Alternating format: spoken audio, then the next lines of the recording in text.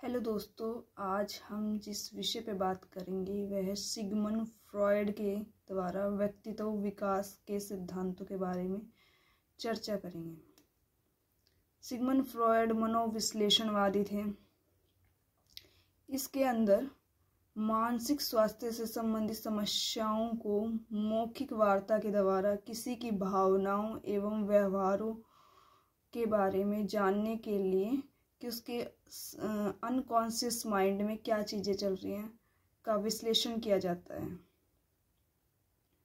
Sigmund Freud ने व्यक्ति के जो मस्तिष्क में किस तरीके से उसकी चेतन और अर्धचेतन में चीज़ें बटी होती हैं।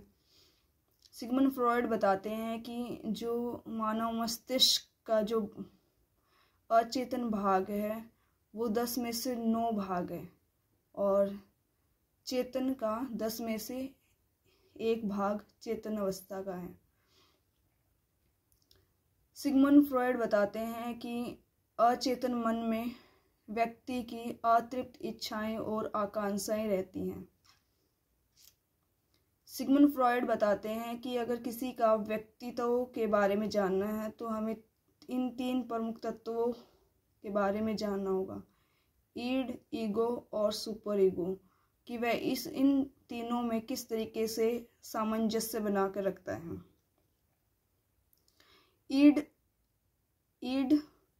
के बारे में बात करते हैं तो ईड केवल इच्छाएं करता है और उनकी संतुष्टि चाहता है।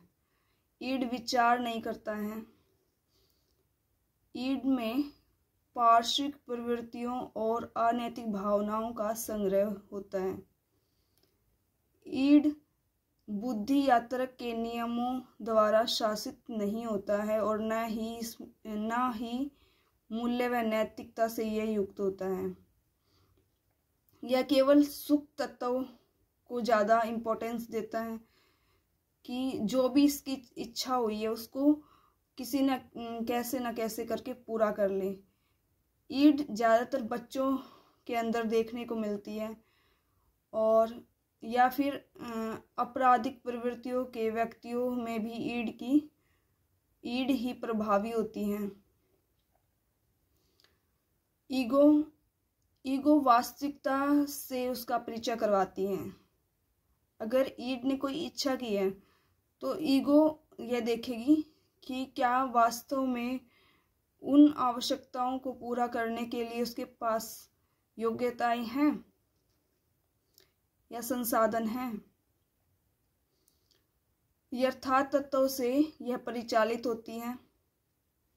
ईड व सुपर ईगो को नियंत्रित तथा रेगुलेटेड करती है।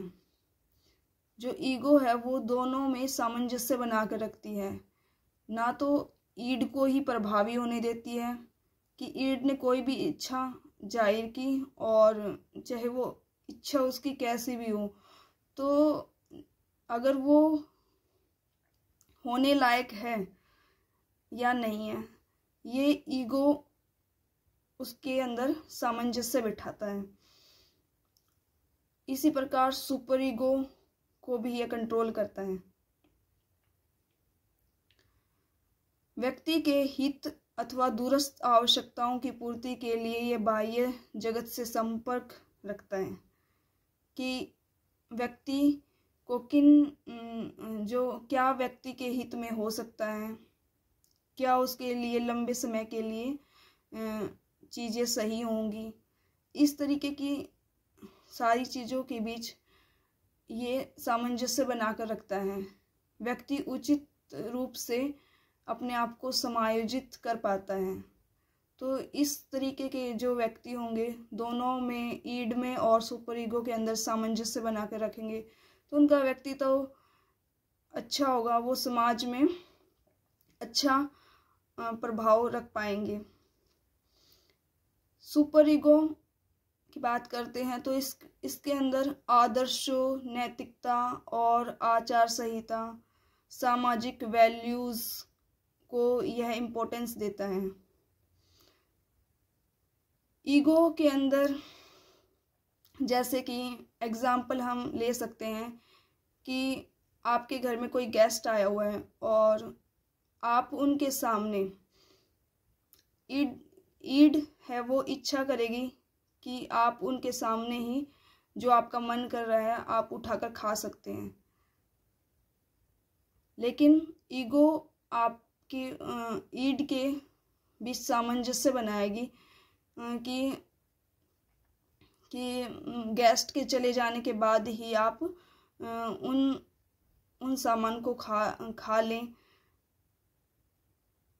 इसी प्रकार अगर हम सुपर ईगो का एग्जाम्पल लेते हैं तो सुपर ईगो के अंदर देखा जाता है कि जैसे कि एक बच्चे की माता बीमार होती है और बच्चे को अगर वो अपनी माता के लिए दवाई नहीं डॉक्टर से खरीदने की उसके पास क्षमता नहीं है और अगर वो उसकी माता को नहीं मिलती है तो वो ज़्यादा उसकी तबीयत खराब हो सकती है। तो जो सुपर ईगो है वो आदर्शों की बात करती है कि बच्चा सोचता है कि चोरी कर लूँ मैं उस दवाई की, लेकिन ईगो कहती है, ईगो उसके बीच सामंजस्य बिठाती है और कहती है कि उसको निर्देश इस तरीके से करती है कि ठीक है अभी तुम दवाई चोरी कर लो, लेकिन उसको बाद में पैसे जब आपके पास हो तो आप उसको दे देना। तो इस तरीके से ये एक दूसरे के बीच सामंजस्य बिठाने की कोशिश जो है ईगो का काम होता है।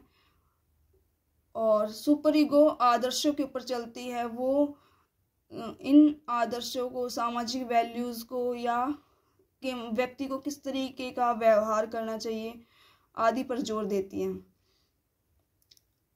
चाहे फिर उससे किसी का भी नुकसान क्यों ना हो जाए, लेकिन वो अपने नियमों को नहीं तोड़ती।